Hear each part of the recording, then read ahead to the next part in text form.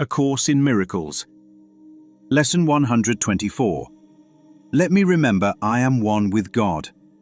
Today we will again give thanks for our identity in God.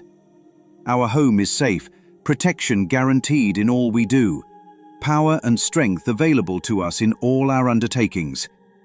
We can fail in nothing. Everything we touch takes on a shining light that blesses and that heals. At one with God and with the universe, we go our way rejoicing, with the thought that God Himself goes everywhere with us. How holy are our minds! And everything we see reflects the holiness within the mind at one with God and with itself. How easily do errors disappear, and death give place to everlasting life. Our shining footprints point the way to truth, for God is our companion as we walk the world a little while. And those who come to follow us will recognize the way because the light we carry stays behind, yet still remains with us as we walk on. What we receive is our eternal gift to those who follow after, and to those who went before or stayed with us a while. And God, who loves us with the equal love in which we were created, smiles on us and offers us the happiness we gave. Today we will not doubt His love for us, nor question His protection and His care. No meaningless anxieties can come between our faith and our awareness of His presence. We are one with Him today in recognition and remembrance. We feel Him in our hearts. Our minds contain His thoughts. Our eyes behold His loveliness in all we look upon. Today we see only the loving and the lovable. We see it in appearances of pain, and pain gives way to peace. We see it in the frantic, in the sad and the distressed, the lonely and afraid, who are restored to the tranquility and peace of mind in which they were created. And we see it in the dying and the dead as well, restoring them to life. All this we see because we saw it first within ourselves. No miracle can ever be denied to those who know that they are one with God. No thought of theirs but has the power to heal all forms of suffering in anyone, in times gone by and times as yet to come, as easily as in the ones who walk beside them now. Their thoughts are timeless, and apart from distance, as apart from time. We join in this awareness as we say that we are one with God. For in these words we say as well that we are saved and healed, that we can save and heal accordingly. We have accepted, and we now would give. For we would keep the gifts our Father gave. Today we would experience ourselves at one with Him, so that the world may share our recognition of reality. In our experience, the world is freed. As we deny our separation from our Father, it is healed along with us. Peace be to you today. Secure your peace by practicing awareness you are one with your Creator, as He is with you. Sometime today, whenever it seems best, devote a half an hour to the thought that you are one with God. This is our first attempt at an extended period for which we give no rules nor special words to guide your meditation. We will trust God's voice to speak as He sees fit today, certain He will not fail. Abide with Him this half an hour. He will do the rest. Your benefit will not be less if you believe that nothing happens.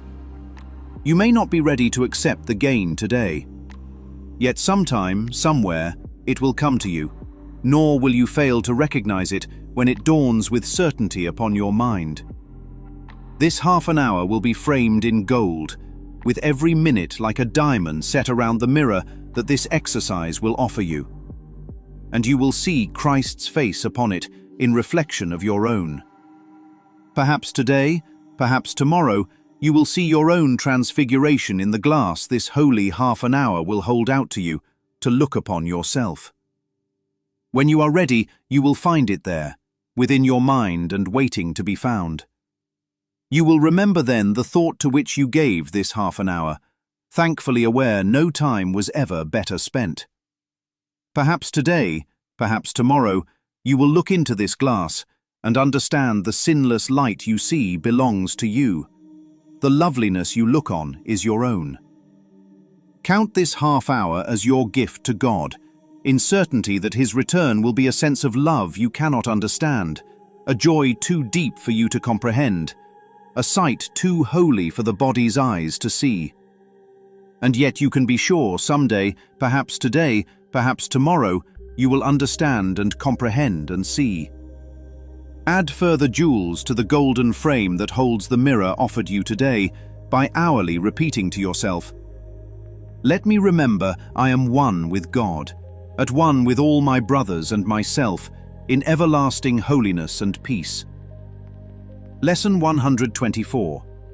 Let me remember I am one with God. You keep looking for peace, but what if it was never missing? A Course in Miracles, Lesson 124. There is an assumption hidden inside the search for peace. It is so quiet, so familiar, that it goes unquestioned. Peace must not be here, otherwise, why would there be a need to look for it? The search for peace is the evidence you believe it's gone. That single assumption builds an entire world, a world of effort, of practice, of becoming, of someday. A world where peace is treated like an outcome instead of a fact. But what if the search itself is the disturbance? What if the very act of looking is what makes peace seem absent? Lesson 124 does not try to give peace. It does something far more unsettling. It removes the reason you thought you needed it. Let me remember I am one with God. Not become, not attain. Remember. Because memory implies it was never lost. And if it was never lost, then what exactly has been happening this whole time? Here is where the metaphor enters, quietly but precisely. A half hour, framed in gold, each minute like a diamond, surrounding a mirror. Not a window, a mirror. Because nothing new is being shown, only what has always been there is being reflected. And what appears in that mirror? The face of Christ. But not as something other, not as something to worship, as a reflection of what is looking. This is where the mind begins to hesitate, because if the reflection is holy, then the one looking must be as well. And if the one looking is already whole, then what has the search been for? This is the Transfiguration. Not a body changing into light, not a form becoming radiant in time. Nothing real is transformed, only misperception ends. A shift in seeing, from fragmentation to wholeness, from seeking to recognizing, from "I need peace" to "peace is what I am." Nothing changes in form, and yet everything changes in meaning. Pain is seen, but it no longer testifies against peace. Fear appears, but it cannot define reality. Even death is witnessed and quietly reinterpreted. Because what is eternal cannot be interrupted. This is why the lesson says, "You will see it in appearances of pain, and pain gives way to peace." Not because the pain fought its way into peace, but because peace was never not there. It was simply covered by the belief that something real could be missing. And here is the deeper undoing. No miracle can ever be denied to those who know that they are one with God. Why? Because the miracle is not an event. It is a recognition, a correction in perception, a quiet admission that the separation never occurred. And if separation never occurred, then suffering has no foundation. It may be experienced, it may be believed, but it is not real. This is why their thoughts are described as timeless, because truth does not operate within before and after. It does not wait, it does not arrive, it is. Which is why the instruction is so simple and so easily overlooked. Give half an hour, not to fix, not to improve, not to become peaceful, but to stop interfering, to let the noise settle without trying to manage it, to allow what is already present to reveal itself. And here is the line that seems almost dismissive, but carries immense depth. Your benefit will not be less if you believe that nothing happens. Nothing happens. Not because nothing is occurring in form, but because nothing real is changing. No loss has occurred. No separation has taken place. No identity has been altered. And if nothing real has happened, then what exactly has been lost? And if nothing has been lost, what is the search trying to recover? The half hour becomes the frame.